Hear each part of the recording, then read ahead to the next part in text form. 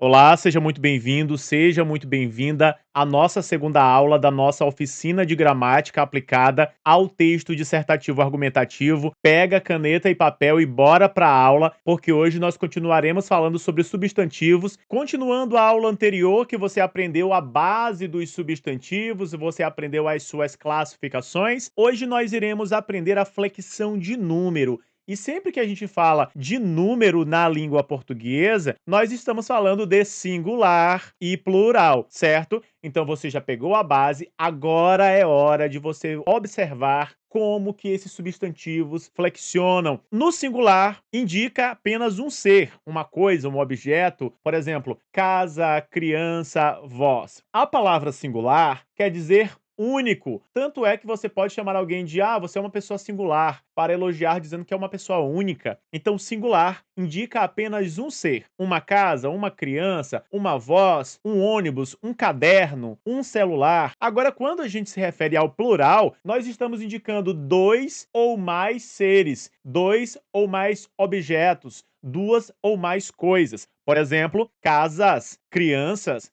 vozes. Então, se eu tenho casas, eu não tenho apenas uma casa, ou eu tenho duas, ou eu tenho mais de duas casas. E é importante que a gente faça essa distinção, porque os substantivos no singular, o artigo vai ficar no singular. Os substantivos no plural, os artigos ficarão no plural. Agora, uma observação muito importante. Alguns substantivos são empregados somente no plural. É o caso de costas, essa parte de trás do nosso corpo, de férias, de óculos, de núpcias. Agora, um ponto bastante importante na flexão dos substantivos, e isso diz respeito à flexão de gênero, são os falsos cognatos de gênero. Você já deve ter ouvido falar dessa palavra, desse termo, falso cognato. É quando uma palavra parece ser uma coisa, mas na verdade ela não é, ela engana a gente. É o caso de o capital, quando se refere a dinheiro, e a capital, que se refere à cidade-sede. Então tome muito cuidado, essas palavras, quando mudam de classificação de gênero, elas irão mudar de significado. As palavras o capital e a capital são homônimos perfeitos, porque possuem a mesma escrita, a mesma pronúncia, mas têm significados diferentes. Então tome muito cuidado. Agora atenção, substantivos terminados em "ema", de origem grega, são masculinos e eles são muito comuns de serem utilizados na redação. Por exemplo, o sistema, o problema, o teorema, o dilema. Essas palavras geralmente são masculinas. Quanto à flexão de número dos substantivos, nós iremos observar que os substantivos, eles irão para o plural de acordo com as suas terminações. O plural dos substantivos segue regras fonéticas que, se ignoradas, geram erros graves de norma culta. Terminados em vogal e ditongo, acrescenta-se S. Por exemplo, livro, livros, troféu, troféus, chapéu, chapéus. Terminados em R, Z e N, acrescenta-se ES. Por exemplo, caráter, caracteres. É isso mesmo, o plural de caráter é caracteres. Então, se uma pessoa é mau caráter, quando você vai se referir ao plural, é maus caracteres. A raiz, raízes.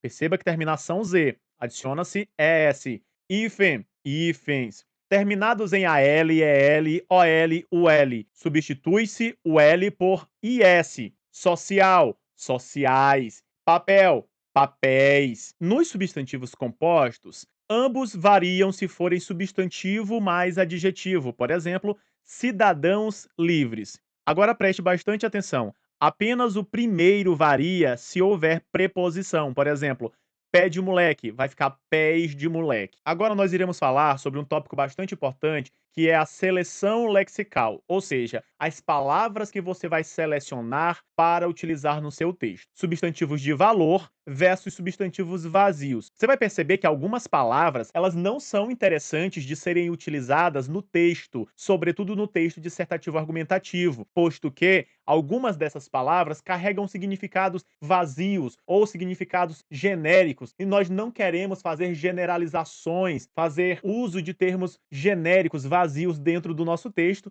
e não perder pontos por causa disso. Que você não pode ter marcas de oralidade e muito menos de vagueza. Como assim de vagueza? Aquelas palavras que trazem ideias vagas, vazias, generalistas. Palavras como coisa, negócio, algo, pessoa, pessoal, lado. Por exemplo, quando eu digo a coisa tá feia. Que coisa é essa? Eu não consigo delimitar qual é o objeto. Ah, o negócio não foi pra frente. De que negócio eu estou falando? Algo aconteceu. O que que aconteceu? Que algo é esse? Então, você tem que optar por palavras que trazem uma delimitação daquilo que você quer deixar bastante claro. Essas palavras são termos coringa que demonstram pobreza de vocabulário. Agora, prefira precisão acadêmica, termos que delimitam o objeto. Como eu havia falado, se você quer ser objetivo, quer ser conciso, quer ser claro no seu texto, opte por palavras que irão deixar isso muito claro. Em vez de utilizar uma coisa ruim, use um obstáculo, um retrocesso, uma adversidade. Em vez de utilizar o lado da educação, use o âmbito educacional, a esfera pedagógica, o viés educativo, que são termos que deixam mais especificados. Nós chegamos agora em uma parte que eu gosto muito, que é a técnica da nominalização ou substantivação. Você deve ter ouvido aí nas suas aulas de português do ensino médio ou até lá no fundamental que todas as vezes que eu coloco um artigo antes de qualquer outra palavra, de qualquer outra classe gramatical, vai acontecer um fenômeno chamado substantivação ou nominalização, que nada mais é que transformar outras palavras em um substantivo. Isso mesmo. Por exemplo, se eu digo cantar, eu estou me referindo a um verbo. Agora, quando eu falo o cantar, aí eu estou transformando em um substantivo. Olha que interessante. O artigo tem o poder de transformar um verbo ou qualquer outra palavra em um substantivo. Dentro de um período, o uso excessivo de verbos pode tornar a leitura cansativa e informal. A estratégia de transformar ações, verbos, em nomes, substantivos, confere maior autoridade ao texto. Lembra, quando a gente fala de nome na língua portuguesa, nós estamos falando de substantivo, certo? Olha só essas duas estruturas. Essas duas estruturas aqui é para mostrar que você pode utilizar estruturas com ações, com verbos, ou você pode utilizar as estruturas com nomes ou com substantivos, indicando o nome dessas ações. Porque aí você varia nesse uso e você evita de a leitura ficar cansativa. Por exemplo, o governo precisa investir em segurança para que a população se sinta mais protegida. Aqui tem um foco na ação direta. Mas existe uma outra opção utilizando a técnica nominal, por exemplo. O investimento em segurança é fundamental para a sensação de proteção da sociedade. Aqui um foco no conceito. Perceba que o governo precisa investir em segurança. O investimento em segurança é fundamental para que a população se sinta mais protegida, para a sensação de proteção da sociedade. Ou seja, é a mesma coisa, só que de uma forma diferente. Agora, evitando a repetição, substantivos como elementos de coesão. No período, para não repetir o mesmo substantivo, utilizam-se hiperônimos. E aí a gente entra num ponto que muitos estudantes acham que a coesão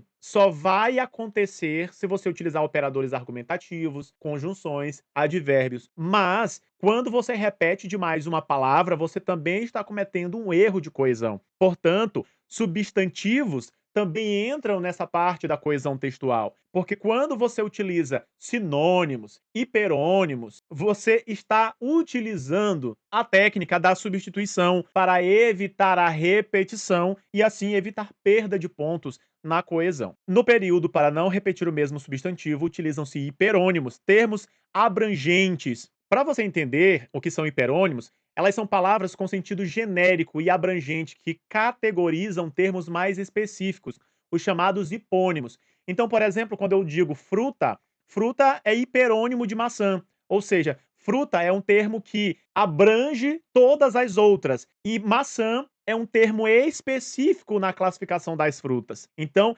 esses hiperônimos são essenciais para a coesão textual, porque eles evitam a repetição desnecessária e organiza o vocabulário de maneira clara. E aí nós também temos os sinônimos. Sinônimos são termos com sentido similar ou igual. Exemplo de sinônimos é belo e bonito. Eu digo, o bailarino é belo, o bailarino é bonito. Perceba que belo e bonito são palavras sinônimas, são palavras com significados iguais ou similares. Olha um exemplo aplicado se o tema se refere à internet. Você não repete essa palavra em todas as orações, porque senão você terá um problema de coesão. O que você vai fazer? Substituir por a rede mundial de computadores, o meio digital, o ambiente virtual, a ferramenta tecnológica, porque se essa palavra faz parte do núcleo do tema, é óbvio que você precisa retomá-la no seu texto em diversas partes.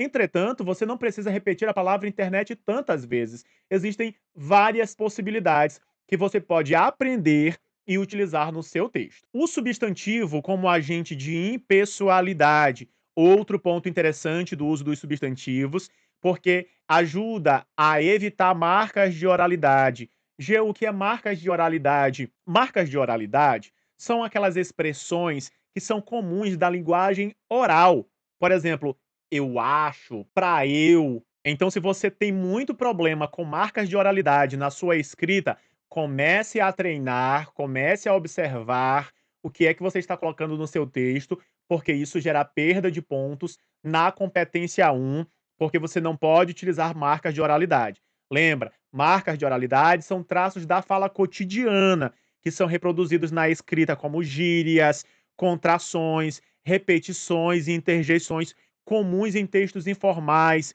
em diários ou diálogos, mas são indesejadas em redações formais. Por exemplo, se você costuma escrever né, tá, aí, tipo assim, pra, daí, e aí, além de construções como a gente vamos, ou então gírias, é bom você se policiar, porque vai te gerar perda de ponto. E aqui eu trouxe o eu acho e o nós vemos, mas existem outras bem mais complicadinhas aí de você utilizar no seu texto. Então, observe essa frase. A gente percebe que a lei não funciona. Perceba que a gente é uma palavra da linguagem informal que substitui o nós. É uma palavra que está no singular, por isso que o verbo está no singular. Quando você escreve a gente percebe, isso é linguagem informal. Como que eu transformo isso na linguagem formal? Para o texto dissertativo argumentativo, o que é que você vai colocar? A ineficácia da legislação é perceptível, você não vai colocar o nós. Agora, regra de ouro para o uso no período.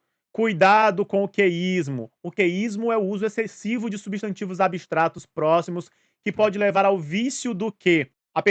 Olha só o exemplo. A percepção de que, a situação de que tratamos. Se você observar, geralmente em texto, nós temos um vício terrível de utilizar essa palavrinha que, e ela pode ser evitada. Um outro ponto interessante é a precisão nos coletivos. Evite, por exemplo, um monte de gente, o pessoal, utilize a coletividade, o corpo social, o segmento populacional, para você se referir a coletivos.